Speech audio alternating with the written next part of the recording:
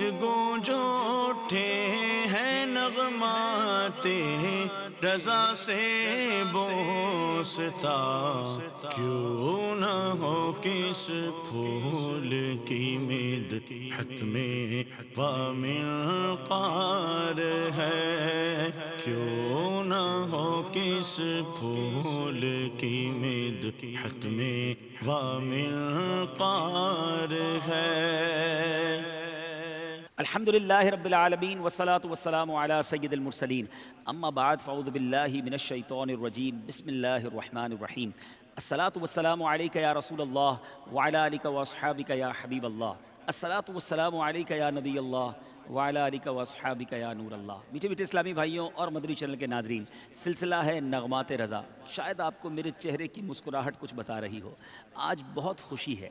خوشی کیوں ہے کہ آج نغمات رضا میں اس کلام کو شامل کرنے جا رہے ہیں جس میں ہم سب کے آقا مدینے والے مصطفیٰ معراج کے دولہ صلی اللہ تعالیٰ علیہ وسلم کے معراج شریف کے سفر کو ذکر کیا گیا ہے۔ جی ہاں، آج قصیدہ معراج انشاءاللہ پڑھیں گے بھی، سنیں گے بھی، جھومیں گے اور سمجھیں گے بھی۔ بہت بار سنا ہوگا مگر شاید اس کے بہت سارے اشعار مدنی چینل کے ناظرین ہم سمجھ نہ سکے۔ آج اعلیٰ حضرت کی شاعری کا وہ شاہکار سننے جا رہے ہیں، یقیناً تیار ہو جائیے، دل جھومتے جائیں گے، اللہ نے چاہا روح بھی جھومے گی، اور اعلیٰ حضرت سے محبت میں بھی اضافہ ہوگا اور ان کے صدقے نبی پاک علیہ السلام کی محبت میں بھی اضافہ ہوگا۔ اے میرے میٹھے اسلامی بھائیوں، معراج کا سفر بڑا مبارک سفر، بڑا نورانی سفر۔ شاعر لکھتے ہیں نا، عرش سے نور چلا اور حرم تک پہنچا، سلسلہ میرے گناہوں کا کرم تک پہنچا، تیری معراج کہ تو جانے کہاں تک پہنچا، میری معراج کہ میں تیرے قدم تک پہنچا۔ ایک نئی جگہ ہے، ایک نیا انداز ہے، اور میں آج اکیلا ایک نعت خواں کے ساتھ نہیں، آج الحمدللہ چار بڑے پیارے ثنا خوان رسول میرے ساتھ ہیں۔ نقاب الٹے وہ مہر انور، جلال رخسار گرمیوں پر، فلک کو ہیبت سے تب چڑھی تھی، تپکتے انجم کے آبلے تھے۔ یہ آبلوں کی بات بھی ہے، کسی تپ چڑھنے کی بات بھی ہے، نقاب الٹنے کی بات بھی ہے، بڑی یوں سمجھیے کہ خوبصورت باتیں ہیں، مگر یہ کس موضوع سے متعلق ہیں؟ پہلے کچھ مشکل الفاظ کے معنی سمجھ لیں۔ یا اعلیٰ حضرت فرماتے ہیں کہ نقاب سے مراد پردہ، مہر سے مراد سورج، جلال رخسار گالوں کا روب، ہیبت سے مراد دبدبا، تپ سے مراد بخار، اچھا تپکنا، تپکتا گرم ہونا، آبلے سے مراد چھالے۔ اللہ غنی، یہ کس بات کا تذکرہ ہے؟ امام عشق و محبت اس 29ویں شعر میں فرماتے ہیں کہ آقائے دو جہاں صلی اللہ تعالیٰ علیہ وسلم جو آسمان نبوت و رسالت کے آفتاب عالم ہیں، جب پیارے آقا نے رخ انور سے پردہ اٹھایا، یاد رہے وہ 70,000 پردوں میں سے ایک پردہ ہے، تو آپ کے چہرہ اقدس کے جلال کی گرمی سے آسمان کو بخار چڑھ گیا، اور ستاروں نے ستارے جو تھے ان کے بیچاروں کے جسموں پر چھالے پڑ گئے، جس سے پانی یعنی روشنی اور نور رسنے لگا۔ یعنی میرے آقا نے جب رخ انور اٹھایا تو اب کسی کے اندر تاب نہ تھی اس جلوے کو دیکھنے کی۔ اے میرے میٹھے اسلامی بھائیوں، اگلی بات اعلیٰ حضرت فرماتے ہیں، یہ جوشش نور کا اثر تھا کہ آب گوہر کمر کمر تھا، صفائے راہ سے پھسل پھسل کر ستارے قدموں پہ لوٹتے تھے۔ ذرا مشکل الفاظ کے معنی سمجھتے ہیں۔ یہاں اعلیٰ حضرت فرما رہے ہیں کہ آب گوہر موتیوں کا پانی، صفائے سے مراد صفائی، چمک۔ اب یہاں اعلیٰ حضرت امام اہل سنت اس شعر کے اندر یہ ارشاد فرما رہے ہیں کہ آپ کی نورانیت میں جب جوش پیدا ہوا تو موتی پگھلنے لگے اور ان کی پشت تک پانی چڑھ گیا، اور راستوں کو اس قدر تجلی اور مصفہ کیا گیا، مجلہ اور مصفہ کیا گیا، صاف کیا گیا کہ ستارے پھسل پھسل کر نبی پاک علیہ السلام کی قدموں پر گرنے لگے اور مبارک قدموں کا بوسہ لینے لگے۔ کیا خوبصورت تخیل ہے اعلیٰ حضرت کا۔ اب میرے میٹھے اسلامی بھائیوں، اعلیٰ حضرت آگے لکھتے ہیں، بڑھا یہ لہرا کہ بحر وحدت، کہ دھل گیا نام ریگ کثرت، فلک کے ٹیلوں کی کیا حقیقت، یہ عرش و کرسی دو بلبلے تھے۔ اللہ غنی، ذرا اس کے کچھ مشکل الفاظ کے معنی سمجھتے ہیں۔ فرماتے ہیں، لہرانا، حرکت کرنا، جھومنا، بحر وحدت توحید کا سمندر، ریگ سے مراد یہاں ریت ہے، ذل سے مراد سایہ ہے۔ کچھ اس شعر کا معنی سمجھتے ہیں کہ امام عشق و محبت اعلیٰ حضرت اس 31ویں شعر میں فرماتے ہیں کہ وحدت کا سمندر پورے جوش کے ساتھ جب آگے بڑھا تو اب ریت یعنی عالم امکان کے تمام ذرے فنا ہو گئے۔ یہ آسمان کے ٹیلوں کی کیا بات کرتے ہو، اس وقت تو عرش و کرسی بھی دو بلبلے دکھائی دے رہے تھے۔ اس سفر کی بات جب قرآن کرتا ہے تو کس انداز میں کرتا ہے؟ ثم دنا فتدلى فكان قاب قوسين او ادنى۔ اب یہ جب سفر شروع ہو رہا ہے تو عرش و کرسی جو ہے اب یہ بلبلے کی مانند ہیں۔ اے میرے میٹھے اسلامی بھائیوں، اگلے شعر میں امام عشق و محبت مجدد دین و ملت پروانہ شمع رسالت کیا فرماتے ہیں؟ وہ ذل رحمت، وہ رخ کے جلوے کہ تارے چھپتے نہ کھلنے پاتے، سنہری زربفت اودی اطلس، یہ تھان سب دھوپ چھاؤں کے تھے۔ واقعی کچھ مشکل الفاظ ہیں، پہلے اس کو کچھ معنی سمجھنے کی کوشش کرتے ہیں۔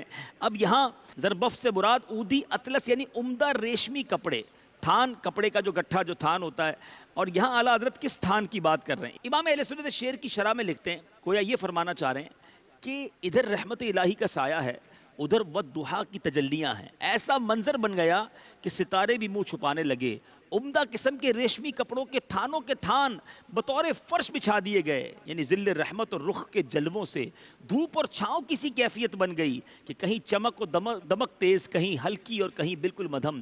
اس طرح نبی پاک علیہ الصلوۃ والسلام نے اللہ عز و جل کے قرب کا ایک خصوصی نظارہ فرمایا۔ یہ امیجنیشن ہے، یہ تخیلات ہیں اعلیٰ حضرت کے۔ اب ذرا یہ چاروں اشعار ایک بار پھر سنیے اور پھر ہم اس کو انشاءاللہ طرز میں سنیں گے۔ اعلیٰ حضرت لکھتے ہیں، نقاب الٹے وہ بحر انور، جلال رخسار گرمیوں پر، فلک کو ہیبت سے تب چڑھی تھی، تپکتے انجم کے آبلے تھے۔ یہ جوشش نور کا اثر تھا کہ آب گوہر کمر کمر تھا، صفائے راہ سے پھسل پھسل کر ستارے قدموں پر لوٹتے تھے۔ بڑھا یہ لہرا کے بحر وحدت کہ دھل گیا نام ریگ کثرت، فلک کے ٹیلوں کی کیا حقیقت، یہ عرش و کرسی دو بلبلے تھے، وہ ذل رحمت وہ رخ کے جلوے کہ تارے چھپتے نہ کھلنے پاتے، سنہری زربفت اودی اطلس، یہ تھان سب دھوپ چھاؤں کے تھے۔ نقاب الٹے وہ مہر انور، نقاب الٹے وہ مہر انور، جلال رخسار گرمیوں پر، فلک کو ہیبت سے تب چڑھی تھی، فلک کو ہیبت سے تب چڑھی تھی، تپکتے انجم کے آبلے تھے۔ یہ جوشش نور کا اثر تھا، یہ جوشش نور کا اثر تھا کہ آب گوہر کمر کمر تھا، صفائے راہ سے پھسل پھسل کر، صفائے راہ سے پھسل پھسل کر، ستارے قدموں پہ لوٹتے تھے۔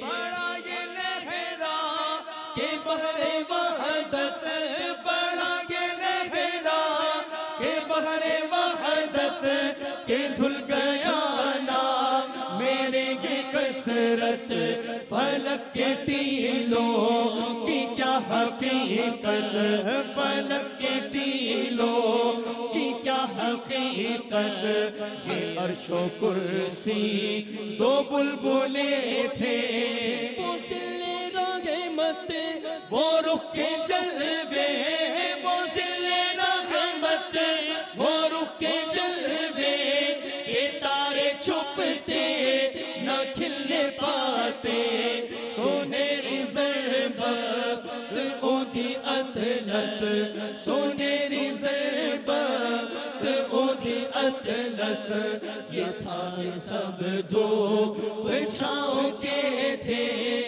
صلی اللہ علیہ یا رسول اللہ، صلی اللہ علیہ یا رسول اللہ، وسلم علیہ یا حبیب اللہ۔ ہے چار سوئے شہرا معراج مصطفیٰ ہے، ہے چار سوئے شہرا معراج مصطفیٰ ہے، معراج مصطفیٰ ہے، معراج مصطفیٰ ہے۔